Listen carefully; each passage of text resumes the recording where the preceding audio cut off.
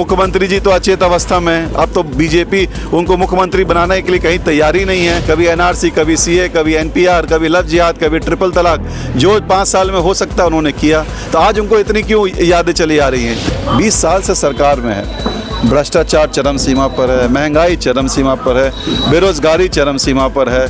मतलब इतनी बड़ी भ्रष्ट सरकार कोई नहीं हो सकती। जो आरएसएस और मनुस्मृति की जो विचारधारा है ना, इस मुल्क को बर्बाद करने का है, इस मुल्क को तोड़ना है। अभी हम मौजूद है दरभंगा ज़िले के केवटी विधानसभा क्षेत्र में, और ये एक ऐसी सीट है जहाँ पर हर बार मुकाबला जो है दिलचस्प रहा है, और यहाँ पर मुस्लिम यादव का वोट समीकरण जो है वो आरजेडी के पक्ष में रहा है। ऐसे में एआईएमआईएम और जन स्वराज के जो उम्मीदवार है वो ताल ठोक रहे हैं, साथ ही एनडीए भी पूरे दमखम से मैदान में उतरी है। हमारे साथ बात करने के लिए केवटी विधानसभा क्षेत्र से आरजेडी के प्रत्याशी जो हैं फराज फातमी साहब हैं। हम उनसे बात करेंगे और जानेंगे कि केवटी विधानसभा क्षेत्र में जो है चुनाव को लेकर के उनकी क्या स्ट्रेटेजी है, साथ ही एमवाई फैक्टर पर उनका नज़रिया क्या है और जनता के मुद्दों को लेकर के उनकी राय क्या है। तो सर, आपका सबसे पहले स्वागत है मेरे चैनल में। शुक्रिया।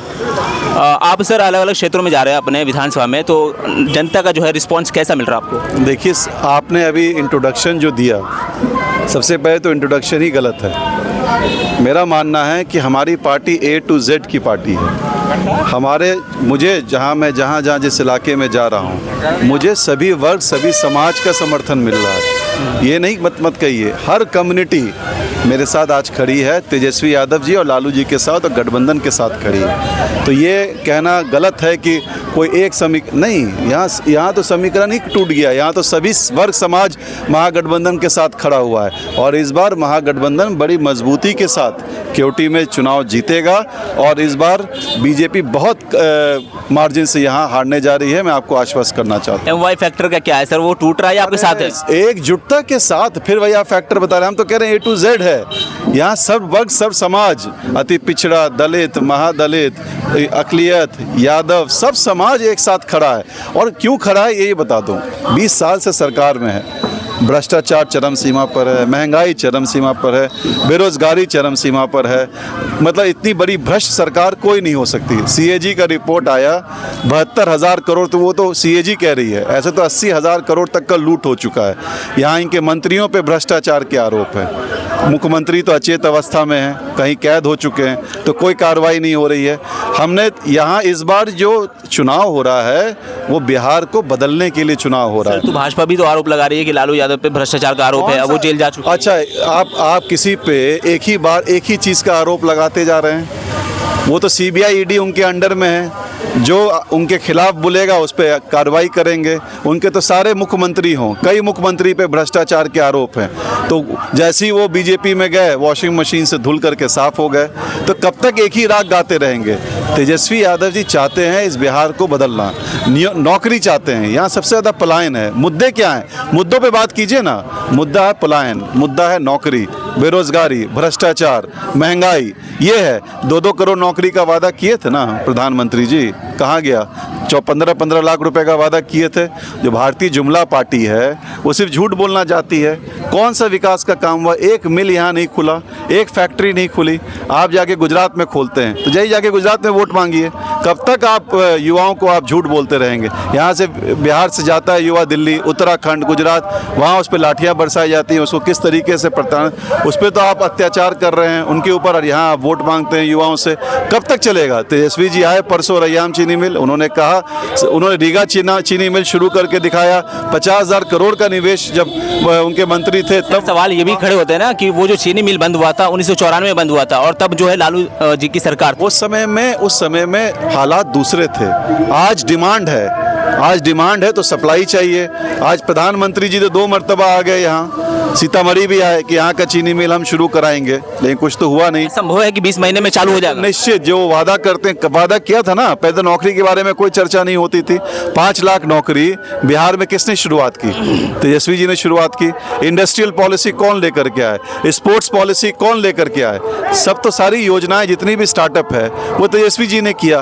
वो उन्होंने जब वादा किया है कि हम नौकरी देंगे, हर घर में जहाँ सरकारी नौकरी नहीं है वहाँ देने का काम करेंगे। माँ बहन, अब जितनी भी योजनाएं, अब आप सोचिए, 4.5 साल से सरकार सोई हुई थी। एक लकीर तेजस्वी जी ने 6 महीने पहले खींची कि भाई हमारी सरकार आएगी तो हम 200 यूनिट बिजली फ्री देंगे, माँ बहन मान योजना के तहत हम 1500 रुपये देंगे, 500 रुपये का सिलेंडर देंगे। ये सारी योजनाएं, हर घर में हम सरकारी नौकरी देने का काम, ये किसकी योजनाएं थी? मैं बात सरकारी नौकरी करने वाला हूँ। बिहार की आबादी 13 करोड़ है और लगभग अगर बैठाया जाए घर में 3 से 4 परिवार तो 2 से 3 करोड़ है। ये संभव है? निश्चित तेजस्वी जी पे भरोसा करना चाहिए बिहार की जनता को। जब उन्होंने जब कोई बात कही है तो कहीं ना कहीं वो हर चीज़ को एनालिसिस करते हैं और उसके बाद अपनी बात को रखने का काम करते हैं। इस बार अब विकल्प नहीं है बिहार के अंदर। कब तक? मुख्यमंत्री जी तो अचेत अवस्था में है, अब तो बीजेपी उनको मुख्यमंत्री बनाने के लिए कहीं तैयारी नहीं है, तो अब तो वो कैद हो चुके हैं, अब बीमार भी चल रहे हैं। हम लोग दुआ करते हैं कि जल्दी स्वस्थ हो जाएं। अब वो कब पलटी मार दें, पलटू चचा है तो उसका भी कोई भरोसा नहीं है। हमें उम्मीद के साथ भी तो रहे हैं, वो हमारे साथ भी रहे तो जहाँ चले जाएं, क्या पता कल हमारे साथ चले आएं। हमें अब ये भी तो नहीं पता है, इसकी जानकारी हमें नहीं है। हमें तो बस इस बार एक यशस्वी, एक नया चेहरा चाहिए। 20 साल हो चुका, तो भाई एक विकल्प के युवा हैं। 60% आबादी युवाओं की है बिहार के अंदर। महिलाओं को उत्थान के लिए बहुत ज़रूरी चीज़ें हैं जो स्टेप्स लिए गए हैं। आज जीविका की दीदी के बारे में परसों तेजस्वी जी ने कहा कि हमारी सरकार आएगी तो उनको हम सरकारी दर्जा देंगे, 30,000 रुपये महीना देंगे, 0.5 डेसिमल ज़मीन देने का काम करेंगे। जो गरीब लोग हैं, BPL धारक हैं, उन सबको हम ज़मीन मुहैया कराएंगे। तो ये सारी योजनाएँ, ये सब उनके घोषणा पत्र के अंदर आ चुका है। तो महागठबंधन इन योजनाओं के साथ लोगों तक पहुंचने का काम कर रहा है। मैं भी पहुंचने का काम कर रहा हूं। जो मैंने 5 साल खिदमत किया क्योटी के अंदर, उसी के लिए मैं उनसे आशीर्वाद और दुआएं लेना चाह रहा हूं। एक बार फिर से ये सवाल दोहराऊंगा कि AIMIM की जो एंट्री हुई है तो बात हो रही है कि मुस्लिम वोटों में सेंध की, क्या इसमें कोई फर्क पड़ने वाला है? सब गलत बात है। हर पार्टी आती है, स्वतंत्र है, ये तो लोकतंत्र है ना भाई। कोई पार्टी लड़ना चाहती है, बात मुस्लिमों की होती तो है। लड़ने दीजिए ना। वो तो जनता 14 नवंबर को जो रिजल्ट आएगा वो आपको दिख जाएगा। सब लोग एक साथ हैं, सबको पता है कौन किसके साथ है, कौन किसके दबाव में आया है। तो मुझे कुछ कहना तो नहीं, इशारतन आप सब समझ गए, तो मुझे इसके ज़्यादा बात नहीं करनी है। कोई किसी के दबाव में आकर के चुनाव लड़ना चाहता है, किसी के इशारे में लड़ना चाहता है, तो वो जाने। हमें मजबूती से चुनाव लड़ना है। हम मजबूती से चुनाव लड़ रहे हैं। हर युवा, हर वर्ग, हर समाज का लोग हमारे साथ मजबूती से खड़ा। उनको विपक्ष को तो बड़ा प्रेम आ गया है। पहले तो कहते थे घुसपैठिए हैं, यहाँ से चले जाइए। उन पे क्या क्या, कभी NRC, कभी CA, कभी NPR, कभी लव जिहाद, कभी ट्रिपल तलाक, जो 5 साल में हो सकता है उन्होंने किया। तो आज उनको इतनी क्यों यादें चली आ रही हैं? देखिए सब, आप थोड़ा सब्र कीजिए। कहा गया है ना कि डिप्टी CM का और अनाउंसमेंट होगा, तो वेट कीजिए। अभी तो उनका यही नहीं पता कि उनका मुख्यमंत्री का चेहरा कौन है। मतलब एक और डिप्टी CM आने वाले हैं क्या? अभी तो अनाउंसमेंट हुआ है ना, आपने देखा ही है लाइव प्रेस कॉन्फ्रेंस। मैं तो इनसे पूछ रहा हूँ कि आपका CM चेहरा कौन है? NDA का CM चेहरा कौन है? आज बताइए। NDA का कौन सा जॉइंट प्रेस कॉन्फ्रेंस हुआ है? NDA ने कौन सा घोषणा पत्र साझा किया? तो बस ये तो पूरी NDA बिखराव में है और बिखर के चुनाव लड़ रही है। हमारा महागठबंधन ने अनाउंस कर दिया कि हमारा चेहरा तेजस्वी यादव है। उन्होंने अनाउंस कर दिया कि डिप्टी CM है। तो इसमें अब आपको बात करनी क्या है? लड़ रहे हैं मिलकर के, हम लोग मजबूती से चुनाव लड़ रहे हैं। हर वर्ग, हर समाज हमारे साथ खड़ा है। मुरारी मोहन झा आरोप लगाते हैं कि आप सनातन विरोधी हैं। देखिए, मुरारी जी पुराने कांग्रेसी हैं। वो कब सनातन और कब उनको RSS का याद आ गया। हाँ ठीक है, बीजेपी में जाने के बाद सब बदलाव हो जाता है, तो हमें उनके बारे में कोई चर्चा नहीं करनी है। बेचारे गार्जियन हैं, वो भी चुनाव लड़ रहे हैं, उनको लड़ने दीजिए। हमें तो यही कहना है कि हम सभी का सम्मान करते हैं, सभी वर्ग का।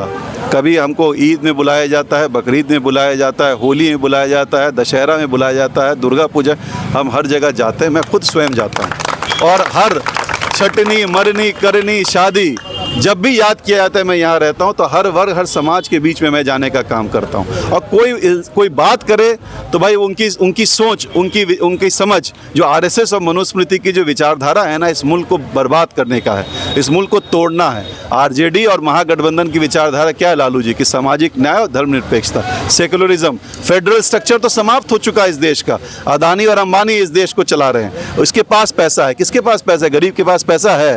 नोटबंदी किया तो क्या किया? लाइन में में लगा दिया गरीब लोगों को, और अमीर लोगों का कर्जा माफ़ कर दिया आपने। दारू बंद किया तो होम डिलीवरी हो रहा है, स्मार्ट मीटर लगाए तो मोबाइल की तरह आप रिचार्ज। सरकार आएगी तो दारू चालू होगा। देखिए उस पर विधानसभा के अंदर जो तय होगा निश्चित तौर पे एक सही विचार करके इस पे बात की जाएगी। आपने तो हर चीज़ गलत तरीके से आपने योजनाएं आपने लाने का काम किया। नल जल किया, उसका देख ली क्या हाल है, भ्रष्टाचार में लिप्त है आप। मुजफ्फरपुर बाल कीड़े कांड क्या हुआ, सृजन घोटाला क्या हुआ, इतने घोटाले किए हैं इन्होंने हज़ारों करोड़ के, तो उसका कोई अभी तक कोई रिजल्ट आपके पास आया?